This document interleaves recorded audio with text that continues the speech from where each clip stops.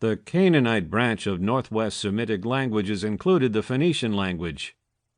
Punic is the descendant language spoken in the Carthaginian Empire. St. Augustine of Hippo knew Punic, which was still spoken in the 5th century A.D. The Phoenicians developed a script for writing their own language around 1050 B.C. The Canaanite Phoenician alphabet has 22 letters, all of which are consonants, and is therefore strictly an abjad. It's thought to be an extension of the Proto-Sinaitic or Proto-Canaanite script found in the Late Bronze Age in Sinai and Canaan. The Phoenicians brought the alphabet to Anatolia, North Africa, and Europe through their maritime trade. Because Phoenician, Hebrew, and other Canaanite dialects were usually equivalent before 1050 BC, engravings starting around that time are described as Phoenician.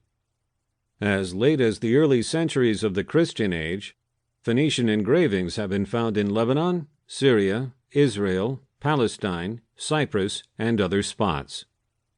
The Greeks probably adopted and adjusted the alphabet around the 7th century BC. This was probably not a single event, but rather a procedure of industrial trade. Cadmus, a famous Phoenician hero, is said to have brought the alphabet to Greece. It's more likely that it was brought to Crete by Phoenician inhabitants, from where it spread out northwards. Women's contribution. Women in Phoenicia were seen delicately sitting or reclining together with men, dancing, and playing music at public events and spiritual processions, as illustrated in representations of banquets. Women, on the other hand, were expected to dress and behave more decently than men in most circumstances.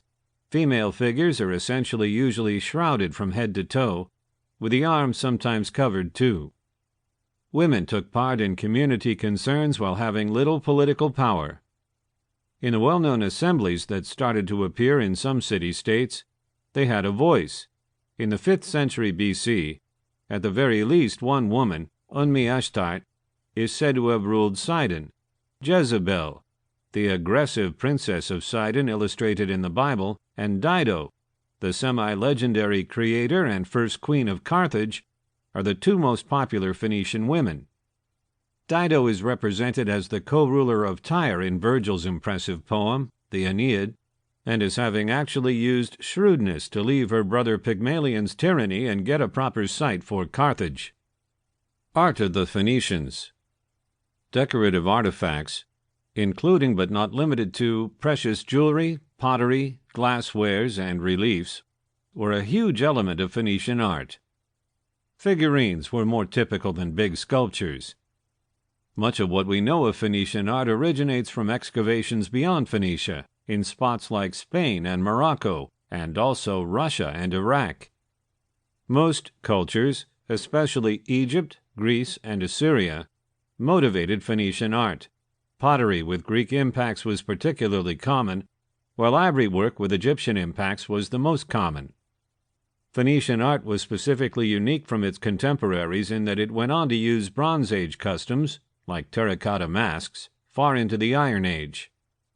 Wood, ivory, metal, and fabrics were amongst the materials used by Phoenician craftspeople. The legendary Solomon's Temple in Jerusalem is built and embellished by an artisan from Tyre, which presupposes a strong and highly appreciated craft market in Phoenicia by the mid-10th century B.C., according to the Old Testament.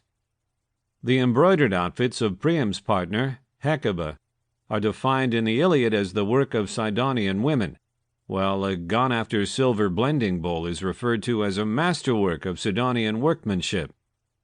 The Assyrians appeared to position a high value on Phoenician ivory, generating massive amounts in their palaces.